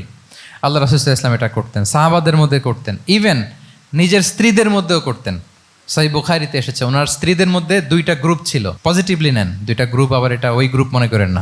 অর্থাৎ মানবিক কারণে সামান্য যে জেলাসি থাকে এক স্ত্রীর সাথে আরেক স্ত্রীর, এটা তো খুব স্বাভাবিক। ওই ওনাদের মধ্যে একসাথে তো অ্যাট এ টাইমে খুব সম্ভবত 9 জন স্ত্রী বেঁচে ছিলেন। হাফসা রাদিয়াল্লাহু তাআলা আনহাকে কেন্দ্র করে একটা গ্রুপ, আয়েশা রাদিয়াল্লাহু তাআলা আনহাকে কেন্দ্র করে একটা গ্রুপ। তাদের মধ্যে অনেক কথাবার্তা, কিছু মানবিক কারণে যেগুলো হয়, এটা কিন্তু ছিল। রাসূল সাল্লাল্লাহু আলাইহি ওয়াসাল্লাম প্রায় ওনাদেরকে নিয়ে বসে এগুলো রিজলভ করে দিতেন। ওনার নিজের কন্যা ফাতেমা রাদিয়াল্লাহু তাআলা আনহার সাথে আলী রাদিয়াল্লাহু তাআলা আনহার যদি মনোমালিন্যের ঘটনা ঘটতো, এগুলো উনি রিজলভ করে দিতেন। এবং খুব কাছাকাছি ছিল কিন্তু ঘর। যারা মদিনায় মাআরিদুস সিরান নাবাবিয়া ওগুলোতে গিয়েছেন, দেখবেন যে রাসূল সাল্লাল্লাহু আলাইহি ওয়াসাল্লামের ঘরের পাশেই অন্যান্য স্ত্রীদের ঘরগুলো একটার পর একটা, পাশেই ফাতেমা রাদিয়াল্লাহু তাআলা আনহার ঘর। একবার তিনি দুপুরবেলা ফাতেমা রাদিয়াল্লাহু তাআলা আনহার ঘরে গেলেন, যে দেখেন যে ঘরে আলী রাদিয়াল্লাহু তাআলা আনহু নেই। তো জিজ্ঞেস করলেন যে আইনা ইবনু আম্মি, কোথায় আলী কোথায়? তো বললেন যে কানা বাইনি ওয়া বাইনাহু শাই, আমাদের মধ্যে একটু ঝগড়াঝাটি হয়েছে আর কি, মনোমালিন্য হয়েছে। ফাগাদাবানি, উনি একটু রেগে গেছেন আমার উপর। ফাখারাজা ফালাম ইয়াকিল ইনদি, প্রত্যেকদিন খাওয়ার পরে তো এখানেই কাইলুলা করে, আজকের ঘরে কাইলুলা করে নাই, কই যেন চলে গেছে। তো কোথায় গেল? রাসূল সাল্লাল্লাহু আলাইহি ওয়াসাল্লাম লোক পাঠালো, খুঁজে দেখো আলী কোথায়। আলী রাদিয়াল্লাহু তাআলা আনহু উনি মনের কষ্ট নিয়ে মসজিদে নববীর মধ্যে শুয়ে আছেন। তো রাসূল সাল্লাল্লাহু আলাইহি ওয়াসাল্লাম খুঁজতে খুঁজতে মসজিদে নববীর ভেতরে গেলেন, দেখলেন যে উনি যে শুয়ে আছে, ওনার গায়ের জামাটা এক পাশে পড়ে আছে আর বালুর মধ্যে ওনার শরীর পড়ে আছে। তো উনি ডাকলেন, কুম ইয়া আবা তুরাব, কুম ইয়া আবা তুরাব, হে বালির বাবা আলী, বালির বাবা আলী, ওঠো ওঠো। মজা করে বললেন যে ইয়া আবা তুরাব, যেহেতু বালি লেগে আছে গায়ে, বালির বাবা আলী ওঠো। ওখান থেকে ধরে এনে ফাতেমা রাদিয়াল্লাহু তাআলা আনহার কাছে নিয়ে আসে, দুইজনকে পাশে বসিয়ে এই যে আবার মিটমাট। এটা ছিল রাসূল সাল্লাল্লাহু আলাইহি ওয়াসাল্লামের ডেইলি বেসিসে একটা অ্যাক্টিভিটি। কনফ্লিক্ট তিনি রিজলভ করে দিতেন।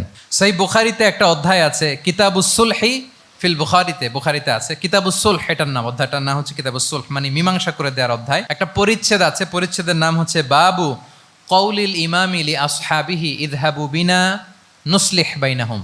রাসূল সাল্লাল্লাহু আলাইহি ওয়াসাল্লাম প্রায় বলতেন যে আমাকে নিয়ে যাও, আমি মিলাই দিব। ঝগড়া ঝাঁটি মারামারির কথা শুনলে রাসূল সাল্লাল্লাহু আলাইহি ওয়াসাল্লামের বিখ্যাত ডায়লগ এটা। উনি বলতেন, আরে ঝগড়া, ইযহাবু বিনা, আমি আছি না, আমারে নিয়ে যাও, আমি মিলাই দিব। আমাকে নিয়ে যাও, আমি সংশোধন করে দিব। আল্লাহু আকবার। তাহলে কনফ্লিক্ট রিজলভিং এবিলিটি, এটা একজন নেতার থাকা চাই। 8 নম্বরে হচ্ছে visionary. A leader should be futuristic. সময়ের আগে চলতে পারা, এটা নেতার কাজ। He should see beyond the boundary, out of the box. তাকে আউট অফ দ্য বক্স চিন্তা করতে হবে। কর্মীরা যদ্দূর দেখে এরপর থেকে নেতা দেখা শুরু করবে, তখন সেই হয়ে উঠবে নেতা। এটাকে বলে ভিশনারি। এই ট্রেটটা একটা লিডারশিপ ট্রেট, খুব গুরুত্বপূর্ণ লিডারশিপ ট্রেট, মানে ফারসাইটেডনেস থাকা, দূরদর্শিতা থাকা, ফিউচারিস্টিক অ্যাটিটিউডের হওয়া, সময়ের আগে চলতে পারা, মানে আগ থেকে আন্দাজ করতে পারা। রাসূল সাল্লাল্লাহু আলাইহি ওয়াসাল্লামের মধ্যে এটা ছিল। কেমন ছিল? ওনার 2-1টা উক্তি আমি কয়েকটা হাদিস শেয়ার করি। তিনি বলতেন, ইন্নাল্লাহা যাওয়ালি আল আরদা ফারাআইতু মাশআরিকাহা ওয়া মাগারিবাহা ওয়া ইন্না মুলকা উম্মতি সায়াবলুগু মুলকুহা মা যুবিয়ালি মিনহা। আল্লাহ তাআলা এই পৃথিবীটাকে ফোল্ড করে ছোট রেপ্লিকা বানিয়ে আমার সামনে তুলে ধরেছেন। ফারাআইতু মাশারিকাহা ওয়া মাগারিবাহা, আমি পৃথিবীর প্রাচ্য পাশ্চাত্য সবটুকুন দেখেছি। আর আমি যদ্দূর দেখেছি ঠিক তদ্দূর জায়গায় আল্লাহ তাআলা লা ইলাহার বাণী পৌঁছে দিবে। পৃথিবীতে এমন কোনো জায়গা আছে যেখানে লা ইলাহার ধ্বনি উচ্চারিত হয় না? এমন কোনো জায়গা নেই। তার মানে ফিউচারিস্টিক। সে 1400 বছর আগের কথা, যে পৃথিবীর আনাচে কানাচে কোথাও বাকি থাকবে না, সব জায়গায় ইসলাম পৌঁছে যাবে। অন্য জায়গায় বললেন, লা ইয়াবলাগান্না হাযাল আমরু মা বালাগাল লাইলু ওয়ান নাহার ওয়ালা ইয়াতরুকুল্লাহু বাইতা মাদার ওয়ালা ওয়াবার ইল্লা আদখালাহুল্লাহু হাযাদ দ্বীন। এই ইসলাম যেখানে দিন হয়, রাত হয়, পৃথিবীর যেখানে দিন রাত্রি সংগঠিত হয়, সব জায়গায় পৌঁছবে। এমন কোনো কাঁচা ঘর, পাকা ঘর, কোনো জঙ্গল, কোনো পাহাড়, কোনো ভূখণ্ড, এই পৃথিবীতে কোনো এমন কোনো জনপদ থাকবে না যেখানে ইসলামের বাণী পৌঁছবে না। সব জায়গায় পৌঁছে যাবে। আল্লাহু আকবার। তাহলে এটা হচ্ছে ফিউচারিস্টিক অ্যাটিটিউডের ব্যক্তিত্ব হওয়ার কারণে তিনি এমনটি বলেছেন। আগাম বুঝে ফেলতেন। আপনারা হুদাইবিয়ার সন্ধির কথা জানেন না? হুদাইবিয়ার ট্রিটির কথা শুনেছেন না? 1400 সাহাবা গিয়েছিলেন ওমরা করতে, ওরা ওমরা করতে দিবে না, সন্ধি করো। তো কি সন্ধি? বলে যে রসুলুল্লাহ লেখা যাবে না, মাহমদ রসুল্লাহ, নো রসুল্লাহ, রসুল্লাহ কাটো। সাহাবিরা বলে আমরা কাটতে পারবো না। রাসূল ইসলাম বললেন না না, কেটে ফেলো। কাটা হলো। এই বছর ওমরা করতে পারবো না, সাহাবারা বলে আমরা মানি না। রাসূল ইসলাম বললেন এটাও মেনে নাও। আগামী বছর আসবা ওমরা করতে, থাকতে পারবা মাত্র 3 দিন। কয়দিন? সাহাবিরা বলে অসম্ভব, এটা আমাদের ভূখণ্ড, আমরা যতদিন মনে চায় থাকবো। রাসূল ইসলাম বললেন না না, বাদশেদ না, মেনে নাও। মক্কা থেকে কোনো লোক মদিনায় গেলে আমাদেরকে মক্কায় ফেরত দিতে হবে, কিন্তু মদিনা থেকে কেউ মক্কায় আসলে আমরা ফেরত দেব না। দেখছেন ক্লজগুলো? দেখছেন একটার পর একটা সবগুলো কাফিরদের পক্ষে যায়। কোনো সাহাবা রাজি হচ্ছেন না, কিন্তু আল্লাহ রাসূল সাল্লাল্লাহু আলাইহি ওয়াসাল্লাম কি বলেন? মেনে নাও, রাজি। কারণ সাহাবারা তো অতটুক দেখতে পারতেছে না। বলেন 3 তালা উপর থেকে, 3 তালা ভবন থেকে একজন মানুষ যদ্দূর দেখে, 30 তালা ভবনের উপর থেকে কি ওইরকমই দেখে? পানোরামিক ভিউ দেখে, সে অনেক বড় করে দেখে। আর 3 তালার উপর থেকেই সামান্য কিছু দেখে। রাসূল সাল্লাল্লাহু আলাইহি ওয়াসাল্লাম অনেক দূর দেখতে পাচ্ছিলেন। তিনি চিন্তা করলেন কিছু বছর যদি আমাদের মধ্যে দাঙ্গা হাঙ্গামা যুদ্ধ বন্ধ থাকে, আমরা গ্লোবালি ইসলামকে ছড়াই দিতে পারবো। শান্তভাবে মদিনাতে একটা স্ট্রং ইসলামিক কমিউনিটি আমরা তৈরি করতে পারবো। আল্লাহু আকবার। এবং তিনি দেখতে পাচ্ছিলেন ইন্না ফাতাহনা লাকা ফাতহাম মুবিনা, এই হুদাইবিয়ার এই চুক্তি, যেটা আদতে অ্যাপারেন্টলি মনে হচ্ছে সব আমাদের বিপক্ষে যায়, আসলে এইটাই আমাদেরকে ভূমি ধস জয় এনে দিবে। আল্লাহু আকবার। এবং সেটাই হয়েছে। 9 নাম্বার হচ্ছে রেজিলিয়েন্স। এটা একটা চমৎকার লিডারশিপ ট্রেট। রেজিলিয়েন্স মানে সংকট কাটিয়ে ঘুরে দাঁড়াবার সামর্থ্য, মানে যাকে কেউ থামাতে পারে না। আনস্টপেবল, আনস্টপেবল, কোনো কিছু তাকে থামাতে পারে না। লেগে থাকার মানসিকতা, টিকে থাকার মানসিকতা, সহজে হার না মানা, আবার ঘুরে দাঁড়ানো, এটার বলে রেজিলিয়েন্স। এই ক্যাপাসিটি, এই কোয়ালিটি রাসূল সাল্লাল্লাহু আলাইহি ওয়াসাল্লামের মধ্যে ছিল। হি ওয়াজ আনস্টপেবল, হ্যাভিং আনবিলিভেবল সাবর। কোনো কিছু রাসূল সাল্লাল্লাহু আলাইহি ওয়াসাল্লামকে থামাতে পারে নাই। পেরেছে? বলেন পেরেছে কেউ থামাতে? ছোটবেলা থেকে স্ট্রাগল করে একটার পর একটা স্ট্রাগল ফেস করে বড় হয়েছেন। জন্মের আগেই তো ওনার পিতাকে আল্লাহ তাআলা উঠিয়ে নিলেন। তার মানে বাবাকে নিজ চোখে এই দুনিয়াতে আমাদের প্রিয় নবীজি দেখে যান নাই। আল্লাহ রাসূল সাল্লাল্লাহু আলাইহি ওয়াসাল্লাম ওনার বাবাকে, পিতাকে দেখছেন? দেখেন নাই। ওনাদের আমেনা এবং আব্দুল্লাহ, ওনাদের সংসার ছিল মাত্র সপ্তাহখানেক, 1 সপ্তাহ সংসার। এই সপ্তাহখানেকের সংসারেই আল্লাহ তাআলা রাসূল সাল্লাল্লাহু আলাইহি ওয়াসাল্লামকে ওনার মায়ের পেটে পাঠিয়েছেন।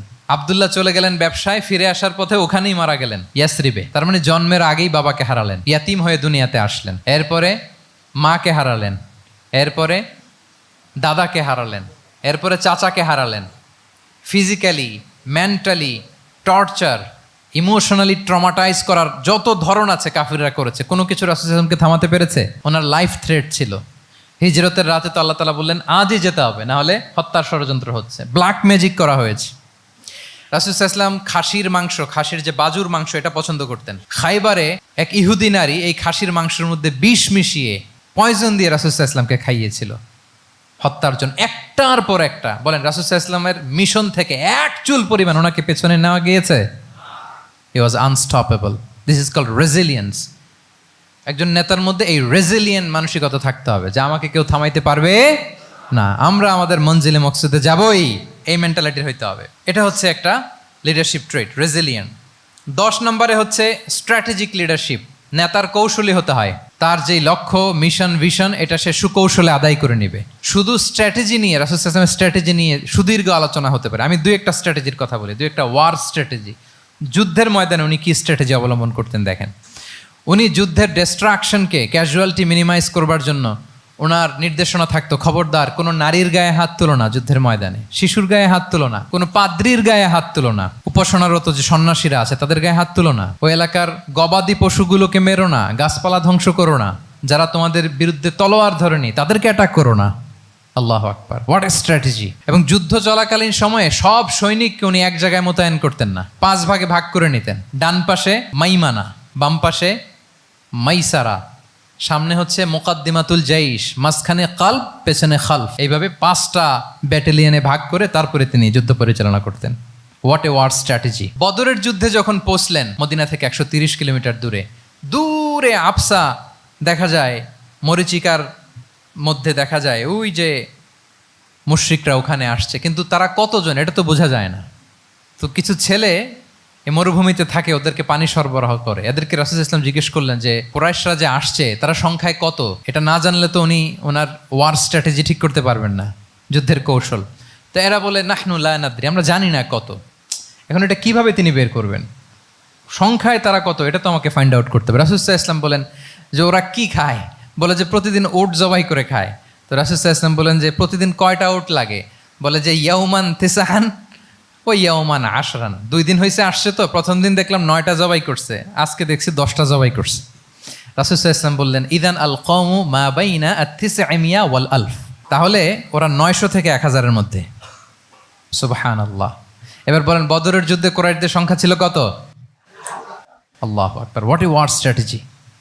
নমুনা দেখে বুঝে ফেলছেন কতজন তারা। এইভাবে রাসূল সাল্লাল্লাহু আলাইহি ওয়াসাল্লাম ওনার স্ট্র্যাটেজি নির্ধারণ করতেন। লোকেশন শেয়ার করতেন না, সুবহানাল্লাহ। কোথায় যাবেন বলতেন না, চলো চলো বলে ছুটতেছেন। কোথায় যাবেন উনি জানেন। অ্যাটাক করবেন এইদিকে ডান দিকে, অ্যাটাক করবেন কোন দিকে, কিন্তু মদিনা থেকে বের হতেন বাম দিক দিয়ে। অ্যাটাক করবেন উত্তরে, মদিনা থেকে বের হতেন কোন দিক দিয়ে, দক্ষিণ দিক দিয়ে। যে রাতে হিজরত করবেন মদিনা উত্তর দিকে, উনি দক্ষিণ দিকে চলে গেছেন গারে সাউরে 3 দিন থেকে আগে, ওরা যাতে বুঝতে না পারে। সুবহানাল্লাহ। এটা ছিল রাসূল সাল্লাল্লাহু আলাইহি ওয়াসাল্লামের ওয়ার স্ট্র্যাটেজি। এবং সবাই যেই পথে মক্কা থেকে মদিনা যায়, উনি কিন্তু ওই পথে যাননি। ক্যারাভেনগুলো, কাফেলাগুলো যেই পথে মক্কা থেকে মদিনায় ইউজুয়াল রুট যেটা, যাননি। সাওয়াহেলি পথে, সাগরের পাশ দিয়ে স্পেশাল একজন গাইড ভাড়া করে তিনি গিয়েছেন। আল্লাহু আকবার। This is call strategy. তাহলে স্ট্র্যাটেজিক লিডারশিপ লাগবে, একজন নেতার স্ট্র্যাটেজিক প্ল্যানিং ঠিক করা লাগবে। এটা তাকে সামনের দিকে আগাতে অনেক সহায়তা করবে। 11 নম্বর, প্র্যাকটিক্যাল উইজডম, অর্থাৎ প্রজ্ঞা থাকতে হবে। একজন নেতা যে ডিসিশনগুলো সে মেক করবে, এটা প্রজ্ঞায় সুসজ্জিত হইতে হবে। আল্লাহ রাসূল সাল্লাল্লাহু আলাইহি ওয়াসাল্লামের যতগুলো সিদ্ধান্ত ছিল, কাজ ছিল, কোনোটাই প্রজ্ঞা থেকে খালি ছিল না, সবগুলো ছিল প্রজ্ঞায় সমৃদ্ধ। ভুরি ভুরি উদাহরণ হাজির করা যেতে পারে। আমি 2টা উদাহরণ দিই, মাক্কি জীবনের একটা উদাহরণ দিই। রাসূল সাল্লাল্লাহু আলাইহি ওয়াসাল্লাম মক্কাতে নবুয়তের 5ম বৎসরে যখন নও-মুসলিম সাহাবাদের উপর অত্যাচারের মাত্রা মারাত্মক বেড়ে গেল, রাসূল সাল্লাল্লাহু আলাইহি ওয়াসাল্লাম সাহাবাদেরকে হিজরতে পাঠালেন। বলেন তো কোথায় পাঠিয়েছিলেন, সবাই বলুন। আবিসিনিয়াতে, বর্তমান ইথিওপিয়া, ইরিত্রিয়া, ওই এরিয়াতে আবিসিনিয়াতে তিনি পাঠালেন। বললেন যে দেয়ার ওয়াজ এ জাস্ট কিং আসহামা নেগাস, বললেন যে ওখানে আবিসিনিয়াতে যাও, ওখানে আসহামা নামে নাজ্জাশী একজন বাদশাহ আছে, খুব ভালো। তাদেরকে পাঠালেন নবুয়তের 5ম বৎসরে। যেতে লাগলো, এক এক সময় এক এক সাহাবী যায়, যে ওখানে বড় একটা বেস তৈরি হলো, মুসলিম কমিউনিটি তৈরি হলো। এরপর 13 বছর পরে মাক্কি জিন্দেগির 13 বছর শেষ করে নবুয়তে রাসূল ইসলাম কোথায় চলে গেলেন, মদিনায়। মদিনায় যে রাসূল ইসলাম একটা ইসলামী স্টেট তিনি প্রতিষ্ঠা করলেন। 1ম হিজরি যায়, 2য় হিজরি যায়, একটার পর একটা যুদ্ধ যায়, মুসলিম কমিউনিটি বাড়ে, কমপ্লিট ইসলামিক স্টেট হয়ে যায়। কিন্তু ওই আবিসিনিয়া থেকে ওই গ্রুপ আর ফিরে না। নবুয়তের 5ম বৎসরে যে গ্রুপকে রাসূল সাল্লাল্লাহু আলাইহি ওয়াসাল্লাম জাফর ইবনে আবু তালেবের নেতৃত্বে আবিসিনিয়ায় পাঠিয়েছিলেন, তারা মদিনায় কোন হিজরিতে আসছে জানেন? এইটা যদি কেউ উত্তর দিতে পারে তাহলে বুঝবো he is very genius in সিরাত। 9ম, 7ম, মাশাআল্লাহ। কয়জন বলছে? এটা জানতেন কে কে? হাত তোলেন। মাশাআল্লাহ, অনেক জিনিয়াস আছে তো এখানে। হ্যাঁ, লটস অফ জিনিয়াস, মাশাআল্লাহ, মাশাআল্লাহ, তাবারাকাল্লাহ। জি, 7ম হিজরিতে এসেছিলেন জাফর ইবনে আবি তালেবের নেতৃত্বে। এখানে হিকমা, রাসূল সাল্লাল্লাহু আলাইহি ওয়াসাল্লামের উইজডমের ব্যাপারটা হচ্ছে, রাসূল সাল্লাল্লাহু আলাইহি ওয়াসাল্লাম আছেন মদিনাতে, একের পর এক কোরআনের আয়াত নাজিল হচ্ছে, আহকামগুলো সাহাবারা প্র্যাকটিস করতেছে। মসজিদে নববী হলো, ইসলামিক স্টেট হলো, বদরের যুদ্ধ হলো, উহুদ হলো, খন্দক হয়ে গেল, সব হয়ে যায়। কিন্তু ওনারা ফিরেন না কেন? ওনারা ফিরলেন সেই 7ম হিজরিতে খায়বার বিজয়ের পরে। এবং যেদিন জাফর ইবনে আবি তালেব আবিসিনিয়া থেকে সবাইকে নিয়ে ফিরলেন, রাসূল ইসলাম এত খুশি হলেন, উনি বললেন বি আইয়িহিমা আনা লা আদরি বি আইয়িহিমা আনা আফরাহ বি ফাতহি খাইবার আও বি কুদুমি জাফর। আজকে কোনটাতে আমি বেশি হ্যাপি আমি জানি না, আমার ভাই জাফরকে পেয়ে নাকি খাইবার বিজয়ের কারণ। আমি কনফিউশনে পড়ে গেছি যে এইটাতে বেশি খুশি হইলাম নাকি ওইটাতে। এর কারণ হচ্ছে রাসূল সাল্লাল্লাহু আলাইহি ওয়াসাল্লাম অপেক্ষা করতেছিলেন যে মদিনা এই স্টেটটাকে আগে ইন্টারনাল এবং এক্সটার্নাল যত থ্রেট হতে পারে সবগুলো থেকে আগে সেফ জোন বানাতে হবে। এমনও হতে পারে মদিনা হাতছাড়া হয়ে যেতে পারে। মদিনা যদি হাতছাড়া হয়, মদিনা থেকেও যদি আমার হিজরত করা লাগে, আমি কই যাব? ওইটারে সেকেন্ড বেস, প্ল্যান বি হিসেবে রেখে দিছিলেন যে জাফর তুমি আইসো না, তুমি থাকো, নতুন নতুন যা আয়াত আসবে আমি সাহাবী দিয়ে এই বিধানগুলো পাঠাবো, ওখানে প্র্যাকটিস করতে থাকো, ইউ উইল বি ফাইন দেয়ার, থাকো, আশা লাগবে না। থাকতে থাকতে 7ম হিজরি পর্যন্ত, খন্দকের যুদ্ধের মাধ্যমে যখন কুরাইশদের 20 দাঁত ভেঙে দেওয়া হলো, 7ম হিজরিতে যখন খাইবার দুর্গ বিজয় হয়ে গেল, now Islam came as a regional super power. রাসূল ইসলাম বুঝলেন আর ইন্টারনাল থ্রেটও নাই, এক্সটার্নাল থ্রেটও নাই, এবার আর কোনো টেনশন নাই। জাফর ইবনে আবি তালেবকে চিঠি পাঠালেন, তিনি বিশাল বাহিনী নিয়ে মুসলিমদেরকে নিয়ে তিনি ব্যাক করলেন মদিনাতে। আল্লাহু আকবার। This is call wisdom, practical wisdom. রাসূল ইসলামের এইভাবে এমন কোনো সিদ্ধান্ত নাই যেটার পেছনে প্রজ্ঞা ছিল না, প্রত্যেকটা সিদ্ধান্ত ছিল প্রজ্ঞায় সুসজ্জিত। আমরা যদি মদিনার একটা উইজডমের কথা খেয়াল করি, খুব সংক্ষেপে বলি, মদিনাতে আল্লাহ রাসূল সাল্লাল্লাহু আলাইহি ওয়া আলিহি ওয়াসাল্লাম, মদিনার সোসাইটিতে মুনাফিক কারা বলেন তো? এটা কি রাসূল সাল্লাল্লাহু আলাইহি ওয়াসাল্লাম জানতেন না? জানতেন কিনা বলেন? এই জানাটা কি ধারণা বেজ, মানে মনে হয় ও মুনাফিক এরকম, নাকি গাইডেড বাই ওয়াহি, গাইডেড বাই রেভেলেশন? স্বয়ং আল্লাহ তাআলা জানিয়ে দিয়েছেন। এরপরও কোনোদিন রাসূল সাল্লাল্লাহু আলাইহি ওয়াসাল্লাম মানুষের সামনে কাউকে মুনাফিক বলে পরিচয় করিয়ে দেন নাই। মদিনার সোসাইটিতে কেউ জানতো না, বুঝতে পারতো আচরণ মুনাফিকের মতো, কিন্তু রাসূল ইসলাম কখনো বলেন নাই যে ও মুনাফিক। কখনো বলছেন? বলেন নাই। চিন্তা করছেন? আমরা তো কথায় কথায় ফেসবুকে মন মতো না হইলে কি লিখি? বেসড অন অ্যাজাম্পশন, আমার মন মতো হয় নাই, ও মুনাফিক। কিন্তু ওহী দ্বারা সুনিশ্চিত হয়েও রাসূল ইসলাম কাউকে মুনাফিক বলে অ্যাড্রেস করেন নাই। আল্লাহু আকবার। কেন করেন নাই? মুসলিম সাহাবারা চটে যাবে, মুনাফিকদেরকে হত্যা করবে। তখন মুশরিকরা, কোরাইশরা, ইহুদিরা কি বলবে? যে মুহাম্মদের অনুসারীরা একে অন্যকে হত্যা করে। কারণ মুনাফিকরা তো অন্য সাহাবীদের মতো তারাও মসজিদে নববীতে এসে রাসূল সাল্লাল্লাহু আলাইহি ওয়াসাল্লামের পেছনে নামাজ পড়তো। অ্যাপারেন্টলি দেখতে তো তারাও মুমিন, দেখতে তারাও কি মুমিন। কখনো রাসূল ইসলাম বলেন না। তবে হুযায়ফা ইবনুল ইয়ামান রাদিয়াল্লাহু তাআলা আনহু নামে একজন সাহাবী, উনি মদিনার গোয়েন্দা বিভাগের প্রধান ছিলেন রাসূল সাল্লাল্লাহু আলাইহি ওয়াসাল্লামের। উনাকে বলে গিয়েছিলেন কারা কারা মুনাফিক, নামের লিস্টটা অ্যাজ এ রেফারেন্স শুধু ওনাকে বলেছিলেন, আর কাউকে বলেন নাই। এজন্য ওমরে ফারুক রাদিয়াল্লাহু তাআলা আনহু যখন মদিনার খলিফা, তখন তিনি কেউ মারা গেলে ওনাকে যখন জানাজার ইমামতির জন্য বলা হতো, উনি দেখতেন যে ওই জানাজায় হুযায়ফা গিয়েছে কিনা। যদি হুযায়ফা ইবনুল ইয়ামান ওখানে যেতেন, উনি ওই নামাজের ইমামতি করতেন। আর যদি দেখতেন ওইখানে হুযায়ফা নাই, ওইখানে ওমরও নাই রাদিয়াল্লাহু তাআলা আনহু। আল্লাহু আকবার। তিনি কৌশলে পাশ কাটিয়ে বলতেন, অন্য কেউ এই নামাজের ইমামতি করে দাও, আমি যাব না। আল্লাহু আকবার। তাহলে রাসূল সাল্লাল্লাহু আলাইহি ওয়াসাল্লামের উইজডম দেখেন, তিনি কমিউনিটির মধ্যে ইউনিটি ধরে রাখার জন্য কখনো মুনাফিকদের নাম বাই নেম তাদেরকে চিনতেন, কখনো ডিসক্লোজ করেন নাই। আল্লাহু আকবার। This is called wisdom. 12 number হচ্ছে, লাস্ট পয়েন্ট হচ্ছে succession management. A good leader produces a good leader, a true leader produces a true leader. একজন ভালো নেতা সে ভালো নেতা তৈরি করে, কি বলেন? একজন যোগ্য নেতা আরো যোগ্য উত্তরসূরি তৈরি করে, ঠিক কিনা বলেন? আমি শুধু নেতা, নেতৃত্বের সব গুণ আমার মধ্যে খালি হাবুডুবু খায়, আমি কাউরে নেতা বানাইতে পারলাম না, তো আমি চলে যাওয়ার পরে আমার দল চালাবে কে? আমার দেশ চালাবে কে? এই উম্মাকে নেতৃত্ব দিবে কে? রাসূল সাল্লাল্লাহু আলাইহি ওয়াসাল্লাম নিজে যেমনি অনুসরণীয় নেতা ছিলেন, অনুকরণীয় নেতৃত্ব দিয়েছেন, তিনি এরকম নেতৃত্ব তৈরিও করে গিয়েছেন, ঠিক কিনা বলেন? আল খোলাফা আর রশিদিন আল মাহদিন, তাদের কথা যদি খেয়াল করেন, আবু বকর রাদিয়াল্লাহু তাআলা আনহুর ব্যাপারে তো ওনার প্রচ্ছন্ন কিছু ইঙ্গিতও ছিল। ওনার অবর্তমানে নামাজ পড়িয়েছে কে মসজিদে নববীতে? আবু বকর রাদিয়াল্লাহু তাআলা আনহু। ওনার হজ পালনের আগে হজের জন্য পাঠিয়েছিলেন কাকে? 9ম হিজরিতে আবু বকর রাদিয়াল্লাহু তাআলা। এগুলো ছিল প্রচ্ছন্ন ইঙ্গিত। এবং সাকিফায়ে বনু সাঈদাতে ওমরে ফারুক বললেন যে আপনাকেই আমরা নেতা মানি, সবাই এক বাক্যে মেনে নিল। আজও ওই জায়গাটা মসজিদে নববীর এক পাশে সাকিফায়ে বনু সাঈদার বড় সাইনবোর্ড আছে, ওখানে বিকেলবেলা আনসারি সাহাবারা বসে গল্প করতেন। ওই জায়গাতে আবু বকর রাদিয়াল্লাহু তাআলা আনহুর খলিফা নির্বাচনের ব্যাপারটা ঘটেছিল। উনি ওসিয়ত করে গিয়েছিলেন ওমরে ফারুক রাদিয়াল্লাহু তাআলা আনহু খলিফা হবেন।